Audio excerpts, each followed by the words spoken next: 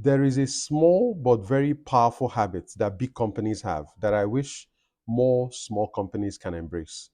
And this is the reason why big companies are the way they are, big and successful. And by big companies, I mean most of the big commercial banks, telecoms companies, oil and gas companies, manufacturing concerns, most of the big businesses you know, many of these big brands that you know, there is one small but very powerful habit they don't play with.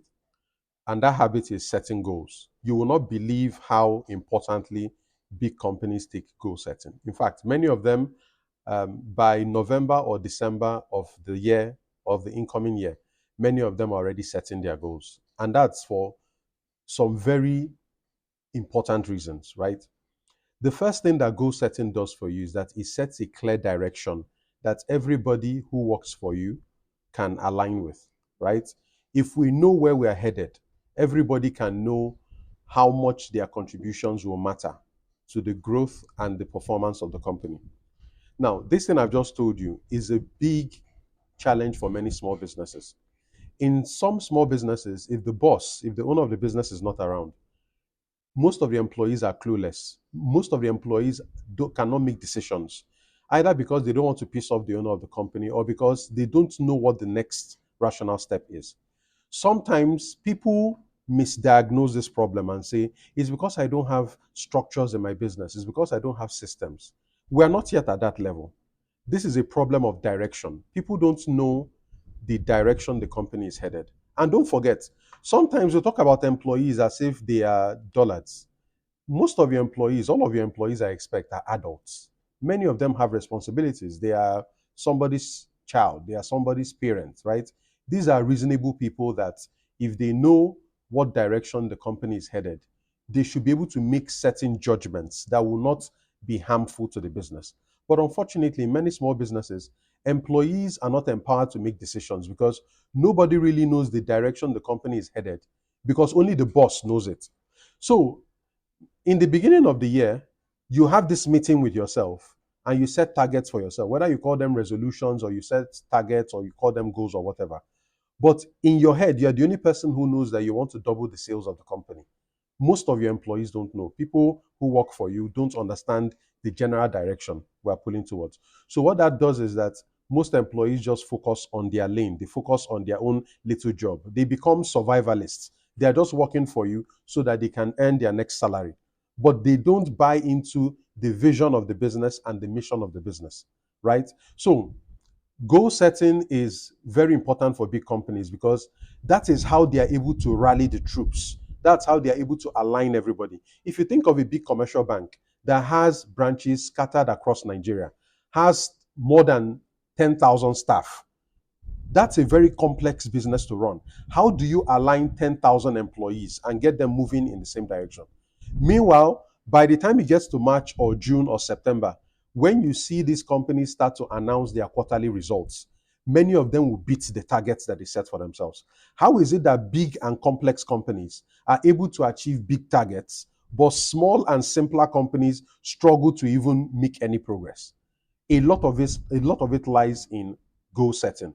When you set the goals of a business, you're able to rally the troops and you can get everybody in one direction. The second major challenge with goals that small businesses have is that many small businesses only set big strategic goals. Strategic goals are just one out of five kinds of goals that you can set for a business. So most small businesses only focus on, oh, I want to become a bigger business. I want to double my sales. So it's mainly just the big goals, right? I had this very worrying example, right? There was this there was this business I was, admiring from afar. This was many years back. The business was growing. In fact, the time this business caught my attention, the business was featured on CNN. You might be able to make out what this business is, but I don't think it exists anymore. So there was that whole, they went on this aggressive growth effort. They were trying to grow. So they started getting a lot of customers and, things were looking good. But eventually that business crashed. The business did not crash because they didn't have customers. In fact, they had a lot of customers. The business crashed because the operational backbone of that business was not built to support that level of growth. So the business essentially killed itself by growing too fast. Now, that is what happens when you only set goals that concern front end growth, that you only set goals that concern your strategic growth, right? You need to have goals for your operations in terms of efficiencies within your business, in terms of how you're going to control costs, in terms of how you're going to monitor the productivity of the people that work in your business, in terms of how you're going to monitor the performance of your company. You need to have goals for customers. You need to have goals for growth. You need to have goals for finance, particularly your key metrics, things like your gross profit, your operation, your operational profit, your operations profit, and your net profit, right? So the problem with goal setting is that many business owners don't understand goal setting. That's on one part. On the second part, one big reason why big companies are able to achieve their goals is that they track their goals. That is the power that big companies have. They are able to track their goals. And this is not something that requires you to have a lot of money. Sometimes small businesses, particularly the ones that don't want to learn, will just easily dismiss it and say the reason why big companies are able to do these things is because they have money. Many of these things don't cost money. What they cost is knowledge and discipline to implement them. We're not yet in the realm of money. So when you look at how big companies track performance, for example, they track performance using two classes of indicators. They have leading indicators, things that will tell them the direction they are headed, whether they will be able to achieve their goals or not. And they have lagging indicators. So essentially, what this means is that when a big company like a big commercial bank, like Zenith Bank or First Bank, for example, when they set their goals for the year, every quarter they reassess where they are and they can tell whether by December they would have hit their goals or not. They have leading indicators. To give you an example of what a leading indicator is, if, for example, you get inquiries into your business, people are reaching out to you via DMs, people are sending you emails, you're getting phone calls, you're getting SMSs. Essentially, people are interested in buying what you sell. Let's say in the month of January, you got 500 inquiries. That is, if you are tracking the number of inquiries that you have. In the month of January, you have 500 inquiries, right? In the month of February, you had 200 inquiries. Are you seeing it? These are not sales. These are people who have expressed some level of interest in wanting to buy what you sell. We're just tracking inquiries. In January, you had 500 inquiries. In February, you had 200 inquiries. Will you be surprised if I tell you that you end up making more sales in January than in February? Many times you'll not be surprised because the number of inquiries you have in terms of leads are a predictor of how you perform in terms of your sales. So all these big companies are always tracking these things. They track leads, they track complaints. Like when people call to complain about a product, whether it's your ATM card or anything, they track it. Why? Complaints, customer complaints are a leading indicator. It can eventually tell you if eventually your sales drop or something happens or you lose customers. Your leading indicator, which is the number of customer complaints, will predict that outcome.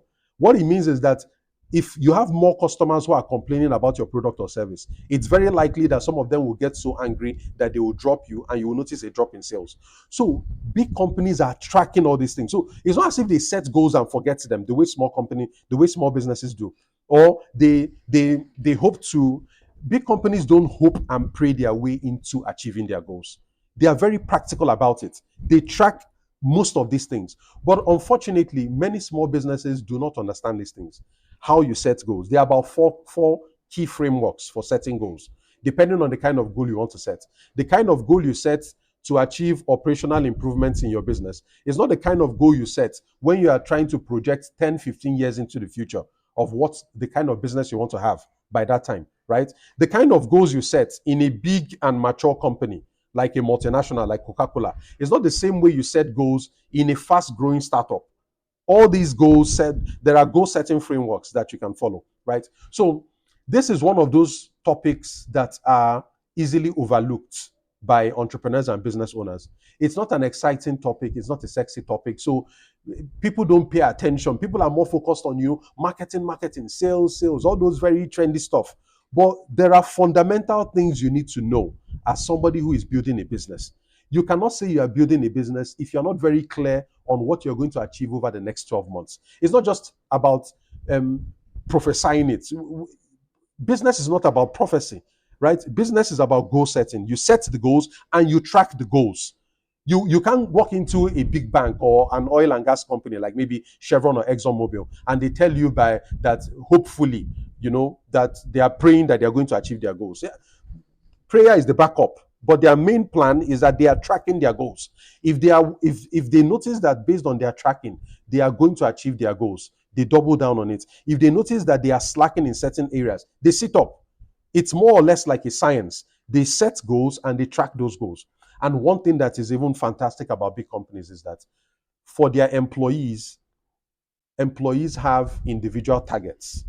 So whatever role you are, if you're in procurement, if you're in finance, if you're in sales, if you're in marketing, everybody has their targets. Why? The targets relate to the targets of the main business. So as your employees are achieving their targets, all those things are coming together, aggregating to support the overall targets, right?